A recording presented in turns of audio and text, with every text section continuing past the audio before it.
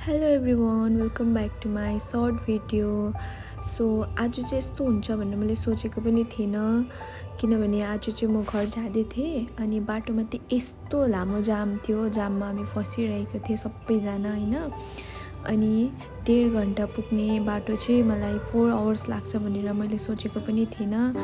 जाँदा जाँदा कति राति पनि भइसकेको थियो होइन। घर जाँदा जाँदा आज चाहिँ यो चाहिँ मेरो अस्तिकै भिडियो हो। सो आज चाहिँ मैले एडिट गर्नु पाइरहेको छु घरमा गएर नभएको।